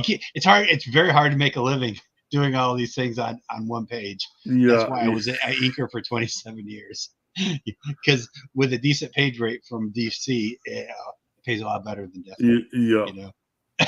Well, I mean, it's going to work out for you in the long run, but we've talked about this. Yeah, well, I mean, the fans aren't stupid. They see how much the campaign is. I'm not, I always try to be truthful, and I don't try to, play up shit that's not real. Yeah. So, man, can you hear me? Because I'm looking forward to the second campaign with a new variant for issue 1 and doing a proper launch, and it's going to be it's going to be a fun launch night when we do that, because it's going to be a big deal. So, but if you guys, I already have. Yep. I have a superstar lined up. I have a superstar penciler lined up for Death Raider 2. Okay, save. Don't mention. I'm not telling. No, I'm that. not until he. I will. The only hint I'll say is that's a dude. Yeah. Until he actually draws it and sends me the file. Oh yeah. Because I'll be inking it. And again, yeah, I'm not going to announce. I'm not announcing save it for your launch. Like save it for that mailing list that 2 months before you're going to launch. Yeah. Then you can start like teasing. But yeah, you know a lot of big name artists, so I can only guess. But yeah, that's what you want for your second launch. So if you're catching this on the replay, or if you guys are in the chat tonight and haven't checked out Death Raider, now is the time to do it. It is in demand right now. Rob is absolutely killing it. All these pages. He posts his art on Twitter. I've seen some of the new stuff. It looks freaking insane. So if you have not backed Death Raider now, go check it out. Back this book. It is going to be absolutely killer. Rob is slaying it on this book. So definitely, we got the link in the chat, and the link is also in the description. So go check out Death Raider on Indiegogo, in demand right now. Let's push this book over 20,000 and just get it moving in the right direction, because Rob is killing it. And my Twitter handle is @RobHunterArt. Yep, @RobHunterArt on Twitter. Yeah. So, and then Baba Voom gave me the set. Mayhem. So I'll pull that one up here, and so this is the sign up for my next book. I just closed down Superiors last week, and I'm actually sending it to the printers this week. Damn, dude. Yeah. Wow. So the plan is get it to the printers this week, get it back from the printers hopefully around the end of August, and I want to be shipping out Superiors in September. Wow. No waiting around. I'm going to be shipping Superiors out, and the reason I'm moving Superiors along so quickly is I want to launch Maidens of Mayhem in September.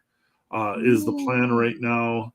I'm going to be talking to Art T. Bear, the head of the Pontificators, about doing a fun launch night on the Pontificators for Maidens of Mayhem.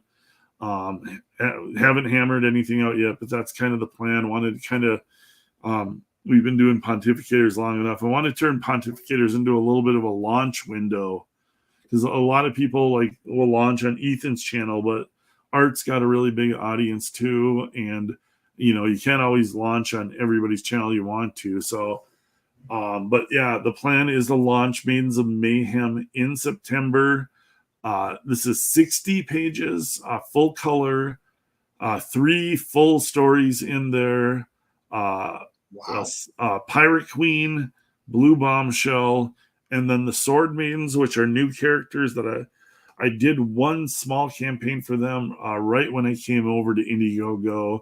Not a lot of people saw that, so that's why I'm redoing that. With so you'll get a full 24-page origin story of Sword Maidens. You're going to get a full 20-page story of Pirate Queen, and a 14-page story of Blue Bombshell. And then warning, these are all adult content stories. They will contain nudity. They will contain adult language. They will contain sexual content. So adults only. But yeah, the Blue Bombshell story, I would say it's like an adult sex comedy superhero adventure. I would say, remember the old American Pie movies, which were, just bottom rung comedies, like low hanging fruit comedies with nudity and dick jokes and fart jokes. That's what Blue Bombshell is. Like Blue Bombshell is if American Pie was a superhero movie. So a full story in that. Pirate Queen, a lot of comedy, a lot of action adventure, but it's like a lot of nudity and sex in that story too. The Pirate Queen is not afraid to mix it up. So we got new people in the chat. Hail in the chat. American Comic Co in the chat. Hail, brother, what's going on? Baba Boom in the chat. Blue Bombshell is great. I know what to expect. Yeah, if you guys got the first Blue Bombshell book, yeah, there's a lot of action going on. Those seams on Blue Bombshell's costume, they just do not hold up in a stressful situation. So, Clint, yeah, do you have any other artwork you can show us? What's that? Is there any other teaser artwork you can show us? Gosh, do I have anything? I don't know that I've got anything pulled up right away. Let me take a quick look if I can find something easy. Yeah, especially like the redhead or the I'm already forgetting the names. The Pirate chick. Queen. Yeah, pirate. So the redhead is the pirate queen, and then the sword chicks are sword maidens are maidens. the twin sisters that okay. Yeah. Sword maidens are the twin sisters. And that is kind of like very much a Conan-esque type story. The old savage sort of Conans, would there be nudity, swords and sorcery, fantasy kind of aspect of it. That is definitely what Sword Maidens is. Kind of like the Sword Maidens could walk right up behind Conan and Red Sonja. It's like if Red Sonja had a twin sister, that would be the Sword Maidens type of story. And then obviously I put out a few Pirate Queen books now. A lot of people kind of know the vibe there, but it's definitely sci-fi action adventure. And this is just kind of a fun story where the Pirate Queen is searching for a lost treasure that's hidden in the galaxy, and she gets kind of into some risque types of situations. Redhead. Yep, Eric's got it. Redhead, Pirate Queen, aka Ava Bloodstone. Absolutely. So yeah, this is gonna be a fun book, and again, 60 pages. Not one of these small 48 pages that these guys are doing. So 60 pages. Well, but it's still not as big as Rob's Death Raider. So Rob's killing it on the size of the book, but quantity and quality is what I'm shooting for here. And a lot of fun. It's going to be some fun variant covers. I'm going to have some nude variant covers in this. And there's going to, this is the sign up for the mailing list. With the mailing list, you're going to get that trading card. It's going to be adult trading card. So again, nudity there. It's going to be all, this is for all of us more adult, mature audiences. So, and there's going to be secret discount tiers when you sign up for the mailing list. So some of the bigger, funner rewards are going to be discounted if you sign up for the mailing list. So that's another big plus for signing up for the mailing list, because those bigger tiers are going to have everything. They're going to have the nude variants. They're going to have the trading cards. They're going to have all the good stuff. I think I am going to do another adult digital backup story. So this will be a digital PDF. It's going to be a character that's going to be a rival for the Blue Bombshell coming up in the next Blue Bombshell 2, which will be coming out next year. So this will be kind of a setup for Blue Bombshell 2. So something to look forward there. But the character is called Super Tits. And she's going to be a lot of fun.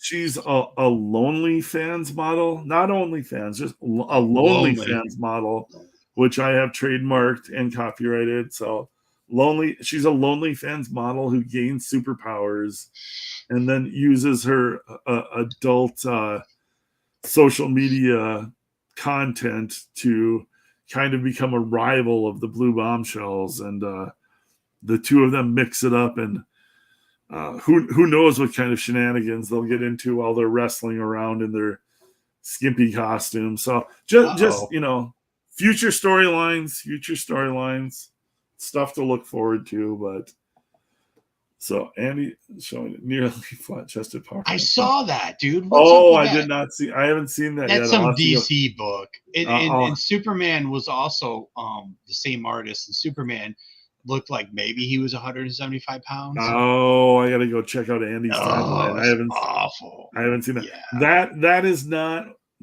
what these comics are.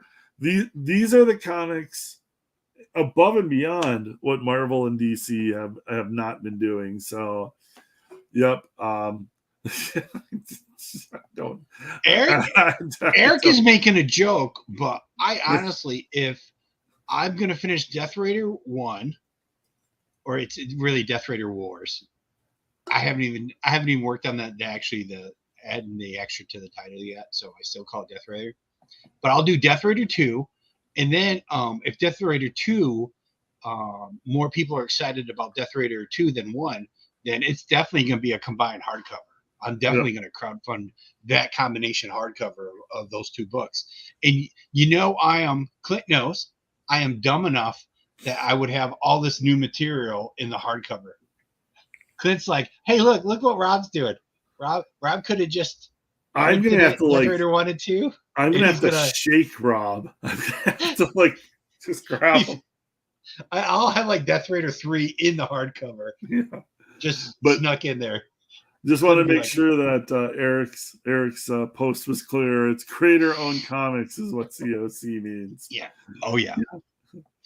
That is double barrel action. Usually, a lot of times you have to play double for that kind of action, Cotton. So. Oh, wait a minute. What are we talking about? I'm confused now.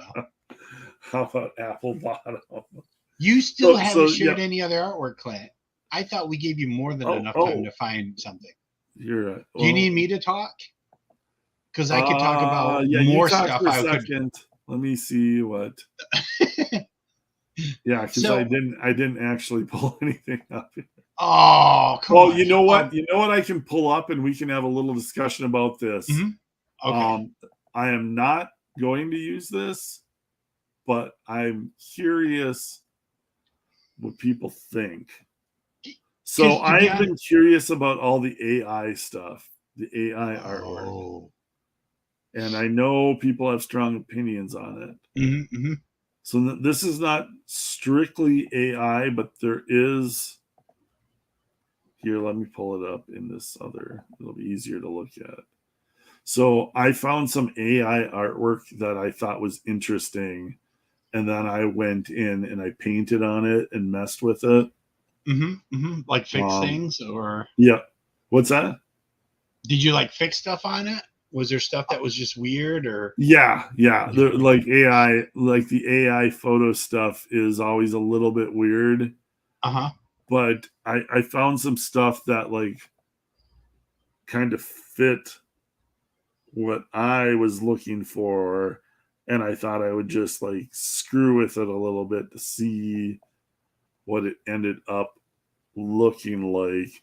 Now, this is not anything that I'm going to use. So everybody, if you hate AI, don't jump all over me right away. Because I understand the pitfalls of AI. I get it. But I also know as fans, it's cool looking shit. Oh, some of it is actually I like it when people go to the AI and say Iron Man Armored Hulk. Yeah. That stuff is kind of neat. They'll do these neat variant things. Yeah. And I get it that they're stealing from other artists or multiple other artists, but so this is a photorealistic blue bombshell that I painted over, so it's not pure AI. But it's I stole bits of it from AI, and I just kind of am curious about the chat, what they think.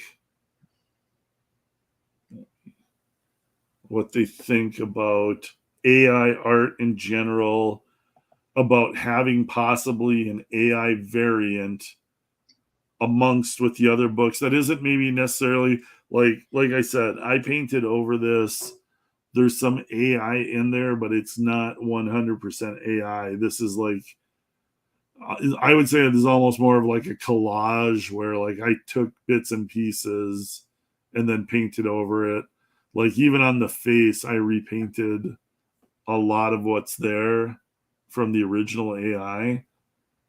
because I've been trying to work on my painting digitally, and like I've gotten to a certain level, but AI, you can like kind of like get that photorealistic, but then still bring it into a painting. Yeah, I would rather hire a cosplay model too, and have her like be right in my studio here with me, and then maybe take a lot of photos of her. I like Eric. I'm with Eric 100%. If I could find the model that looked like this chick. So, but yeah, again, this is a lot of me painting, but a little bit of AI underneath. So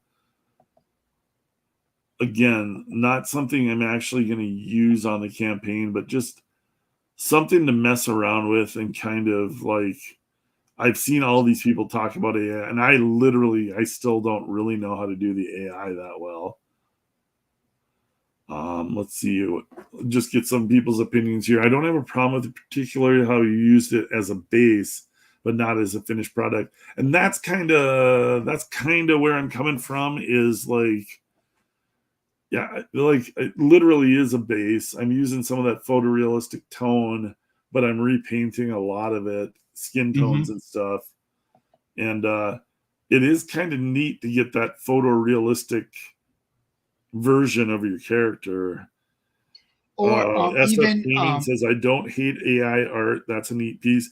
And that's kind of where I'm coming from, is like, obviously I'm not doing a whole book AI, but to have like a really cool AI variant, like I usually am going to have 3 or 4 variants for my book. And those are all going to be drawn by me. If I did one AI variant, is that going to piss people off? Or if it's like really, because like people will bitch about stuff online, but then they'll see it and it's like, oh, that looks really fucking cool. Yeah. I don't support AI, but I still want to buy this cover. You know, it's that kind of like that's kind of what I'm wondering if people are thinking. As a cover, no. Part of a sketchbook, maybe. Yeah. And that's another thought, is just throwing this in one of the art books is just like something fun to look at, kind of. And that's kind of why I'm throwing like this an out inside there, cover. is just to get the opinions. Yeah. What if it was like an inside cover where you put credits on top? Oh, yeah. Yep. Yeah, Something that like that, where cool. it's not one of the full-on covers. Yep. Yeah. Well, I know Get that Anna to do it. Yeah, Anna with a painted cover, but I think Anna. I don't know that Anna's responding to my emails. First of all, I think Anna's pretty busy.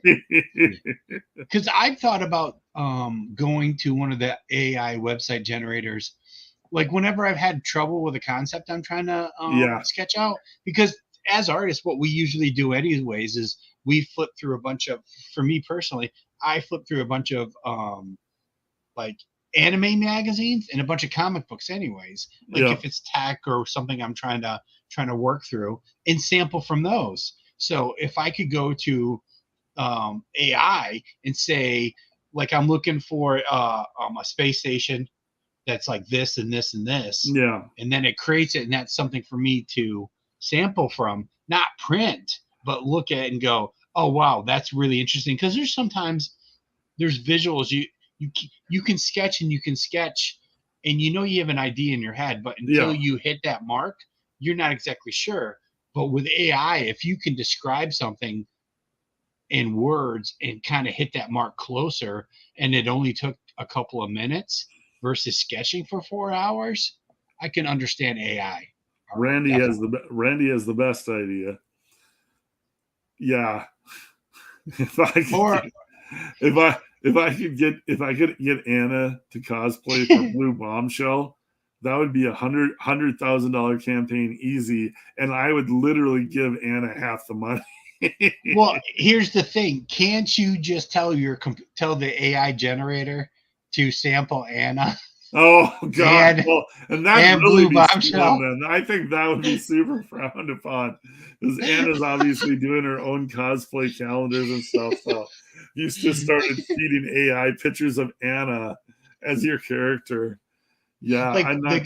the description. I'm not Anna, sure the Star Wars how well that girl. would. I have a Oh, good idea of how well that would go over with greater CG. Although they'd probably still buy the cover because who wouldn't want a cover with Anna on it?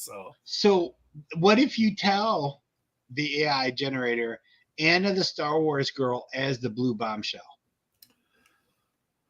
with I blue think you hair? need. And again, I am not like any AI expert, so like I think you need more prompts than just. You probably need like photos of her. I like a lot of the times they're using like more famous actresses where Mhm. there's just way more pictures that they Yeah, can there's like find. 1,000 Like photos. yeah, Yeah. like when they have thousands and thousands and thousands of photographs, you can use that actress as a prompt. Whereas somebody who is not a famous actress isn't going to have as Well, many photos online. while we're talking, I'm going to go to one of the sites on my iPad, and Yep. I will type in um, Anna, the Star Wars girl with blue hair. Is it that easy? Can you just like I don't know. I'm gonna see. yeah, I've see like never done this my before. knowledge of AI is extremely limited. It's thinking. Well, and that's the thing is it's like Anna's got her own stuff going on, so like Anna isn't necessarily interested in like cosplaying my character. You have to bring a little bit more to it than that. So, Well, and I understand that. here's what I came up with in 30 seconds. Here, let me So, put you on full screen. so Anna, the Star Wars girl, is with blue hair. Oh, that's So, that and quick and easy. You got that, and that's nice looking. yes. Yeah, and So, see that's the pitfall of AI is it's just too easy. It's like, yeah, that was a great little pinup. yeah, dude. So, can you imagine if you don't know how to draw, but you want your own comic book? You can Oh take me off yeah. full screen now. Now it's just getting weird. Oh, sorry. There we go. Now we're I haven't tried this before. Now we're both full screen, half screen anyways, but Oh, look at this. Look, we feel I look like a celebrity. I feel like my I'm head's bigger, but yeah, it was random blue haired anime girl. Meh, exactly. You're right, but it was well done. It was like it was not a poorly drawn character for throwing two sentences in, and that's the scary part of AI is I don't think it's going to overtake like the people that would use AI to make a whole comic book. That's still work too, and yeah, yeah, yeah. you still have to have a good story. Like here's the thing: is there's a lot of talented artists out there. I can show you 100 writers who have been burned by so many artists because they get started on a project and then they flake out on them. Oh gosh, look at that. I'm Jesus. getting closer. Now Jeez. she's got a cape. I said I told her Yeah. Power Girl. I told AI Power Girl's outfit. But Holy crap, that looks cool. That's dude, nuts to me. That is nuts. But it's that's the messed up. thing is I in the long run, there might be writers that use AI, Mhm. but it's because there's not enough good artists there that hold up their end of the bargain. Like there is so many writers that have dumped money into these books to artists who flake on them or don't follow through or you know what I mean. There's I've had lots of conversations with writers who want to they want to do comic books, and most of them don't really want to pay any money. They think that they can get an artist to draw 40 hours a week or more and not really pay them, thinking, well, they'll get 50% of the money. But you're like, and I always tell them, I'm like, if you have a guy who's good who's good enough to draw your story, and it's going to be great, or it's going to be a decent, then you have to pay him. Yeah. You don't have to pay him a DC page rate, but you have to pay him a decent page rate. Otherwise, he can just go to McDonald's. Yeah. And I think that's that weird area where they don't understand it. They think they can do a comic book for $4. But for every one of those guys that you've talked to, I would say I've talked to a creator who has paid those artists and paid them good rates because they believe in their project, and they get 3, 4, 5 pages out of them, and then don't hear from them for 6 months, and then maybe get a half a page, and I'm still working on it. I love this project. Mm-hmm. And then a year's gone by, and you maybe have 5 pages, and you're hearing from this guy once every 3, 4, 5 months, and the project just stalls out because the guy's not going to come through. Yeah. Well, yeah. I actually, no one ever asked me about that. How to make those aren't the writers who come up to me and ask. Yeah. So there's I've heard the flip side of those kind of horror stories, and which would be awful. Yeah. And the thing is if you care enough about comics, you're going to make the book one way or the other. Yeah. I don't foresee an AI just taking over. Like maybe you'll get an AI book. I have still yet to see one person put out a completely AI created comic book. I haven't seen it. I see a lot of pinups. Yeah, that's what and that's the people at the comic book shows. Yep, I see a lot of pinups from San Diego fun. Comic-Con. Yep, they're fun, and some of them look really cool. Yeah, but I don't see a whole AI created comic book anywhere. And I mean, well, at least not yet, or we don't know. Think of all the guys. Is I can compete against pinup artists because, like, I can tell a whole story and do a whole book. There's been, whether it's just a pinup artist that's all he can do, or an AI generated pinup guy, like those guys don't scare me because they can't put a whole book together. They scare me just because they're doing covers that I would have liked to work on. Oh, like, yeah. Look at the guys that are doing DC and Marvel covers. And it's all AI, and that's who AI scares. Guys who are doing like variant covers for Marvel and DC and are making big money off of those. AI can steal their jobs if editors started picking those guys. Well, there's some guys that they're doing it already. What they're doing is they went to college and they learned to be. They took a bunch of art classes and they have a degree, and what they're really good at is computer coloring. So they use AI, and then they paint over top of it because they're good colorists. Yeah, they don't want to be known as a colorist. And there's guys who've been doing that.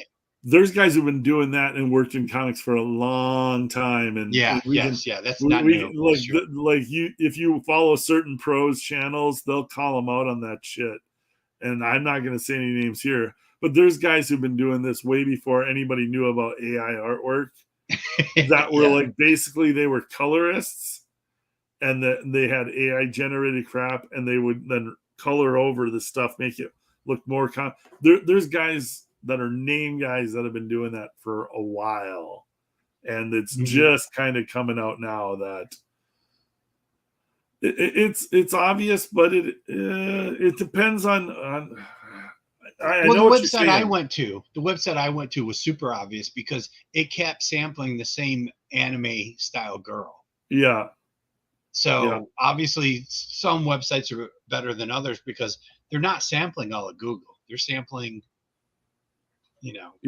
small sections of the internet or whatever. And then when they get into like the more photorealistic stuff or the painted realistic stuff, it's like, I don't know. It's this weird murky ground because I see both sides of it, and I don't know that any side is 100% right. Obviously, I don't want to see AI stealing jobs from hardworking artists. Yeah. But I also know that there's like stuff looks good, and fans are going to buy what looks good. And if all of a sudden AI stuff is just like acceptable, I'm going to have an AI variant on me. You know what I mean? Like if an AI variant is going to sell me, I'm not going to like totally redo everything in AI, but like having a really neat AI variant that's going to sell more books, I'm not opposed to that. It's a slippery slope. Yeah, it is, but I understand. I like if you mess with AI for a couple of hours and it comes up with something super cool that you Yeah, can then paint some of it yeah, over and go, holy shit, this yeah, looks photorealistic. Yeah, yeah, and I you just mean, kind of mess with it a little bit, so it's yeah. I work a full time job. I've never freaked out. yeah. Here is. Okay. Wait. This is Wolverine fighting ninjas in New York City. Now, obviously, I wrote that in 10 seconds, Oh and it's wow. a cool pinup of Wolverine. And Yeah. you know what's weird is it's in that same style as the girl. Yeah. So I'm confused by how the AI is putting stuff together. Yeah. It's But like it looks it's like New York picking. It City. must, and it probably rotates because it'll pick from like certain things, and yeah, Yeah, it's gonna be interesting what happens with AI. I mean, obviously AI is gonna be part of the future. yeah. There's no way. Yeah, There's so many things it can do. so So quickly. yeah. So Like think it's about it. If even if you don't try to use that as your art. That's funny. They did it again. This was I got rid of the New York City part, so it's just Wolverine. hold it up higher. I want to put it full screen so I can see it. Oh wow. Yeah. I But mean look at that's that took 10 seconds. yeah. If you drew over top of that, Oh yeah. now Oh you have yeah. Like now you have a cool shot of Wolverine. yeah. If you have any ability of drawing at all, you don't have to draw. All you have to Yeah. do is tell Yeah. AI to do it, and then you trace it and redo Yeah. it, You can yeah. make it look You like can a use comic all book the art. images. Yep. And you could use the coloring too. Yeah. Yeah. It's crazy times. It's crazy times. I will be submitting some Marvel covers to Marvel Yeah. tomorrow. But the thing is there like some of the guys in the chat have said, like even with what you just showed there, there's a real look to it. Yes. Like there is like this, it's like overly polished as opposed Yes. to like, and like I think if you put like a bunch of artists that were like not known guys but were just good comic guys, you put their pinups up next to like 3 or 4 AI generated pinups, I think most fans could tell the difference Uh, because there's just a feel about the AI art that just like but if gives it you a had different look. but if you had someone tracing that, Oh yeah, yeah. Like if what they you're saying is like doing a you finish won't know. over the AI. Yeah, I think that would be way harder to tell.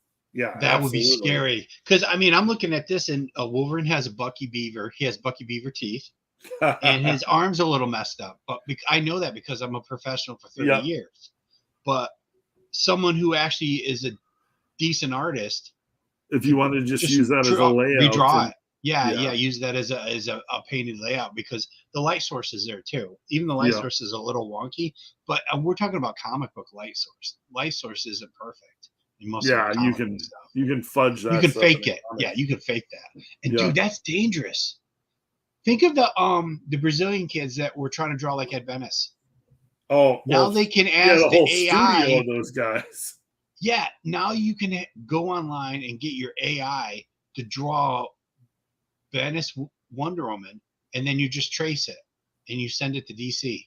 Oh yeah, Yeah, that's that'll be scary.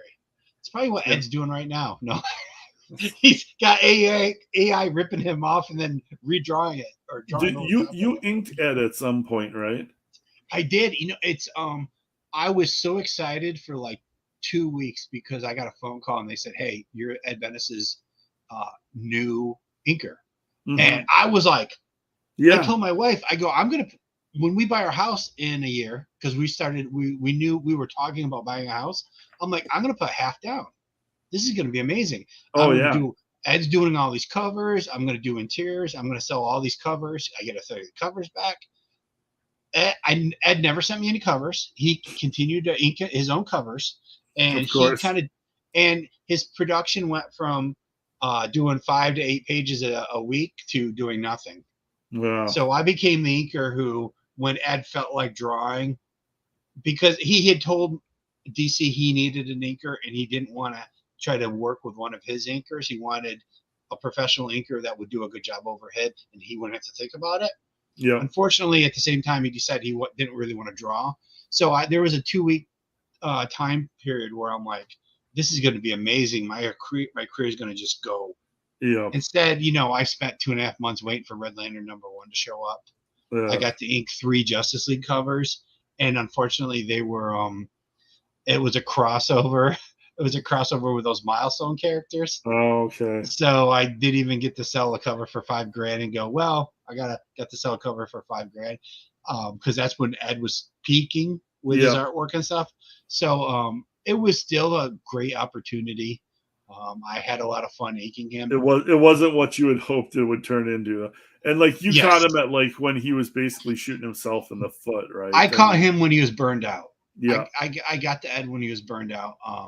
I've always said that in comic books, I always get what I want, just not exactly how I wanted it. At the right time. Yeah. Yeah. And that was another, I finally, because I pushed hard to, I kept telling my editors, I'm like, hey, I'm a big fan of Ed stuff. I think I could do a good job.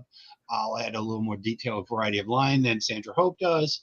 So I was always pushing to maybe be able to ink him. Yeah. And dude, the first thing they ever sent me to ink was a double-page spread he had done in Superman. So it's up close in the foreground, it's Batman and Superman's head, and then it's all their villains. Oh. So it was an amazing piece to do. I knew it was pretty much a tryout, but dude, I spent like a week on that. On that 2-pager. Oh yeah, just because it was. You want to kill. You want to kill on that. Absolutely. Mm-hmm. Yeah, that's unfortunately those kind of things happen. You get exactly what you want, not exactly the way you wanted it. Yeah, and yeah. Well, we went over 2 hours here Sunday night. I want to thank everybody in the chat. I think we'll wrap it up for the night, but another fun one. Always appreciate everybody being here. Always thanks to Rob, man. It's always great hanging out with you. Oh, dude, I'm having a lot of fun. Oh, there your lights are kicking in now. You're like all blue, red, and purple. Well, that's because my screen just went blank. Oh. So my monitor must give off a lot of red. Oh, yeah. That must be that's what's kicking out that. But yeah. Mm-hmm. Oh, there you go. Now you're ready. Yeah, see, now I'm back because my monitor just came back. Yeah. But yeah, absolutely, man. Thanks to everybody for being here tonight and hanging out. Appreciate it. Definitely go check out Death Raider in demand on Indiegogo, and go check out the sign up list for Maidens of Mayhem. That'll be launching in September. Everybody remember that. September. Yep. And September, I think Pontificator should be coming back on Wednesday night is the plan. And so, hell, we're only couple of weeks away from September already. Summer is almost over. It's crazy. It flies by. Here, let me pull up Death Raider and refresh it. We always like that. Absolutely. Isn't it weird? Randy looks into that stuff more than we do. Randy's 18-2. Awesome. 18-2. So it went from 1884 to 18201. So I sold another book. That's awesome. Thank you very much. Whoever 18201. Nice. Love it, man. Love seeing the numbers go up on the show. That is always awesome. It's exciting and it's fun. I always wanted to do my own book, and you guys will let me know. Hey, Rob, got Death Raider #1. You're a terrible writer, or hey, the art's cool and you're a competent writer.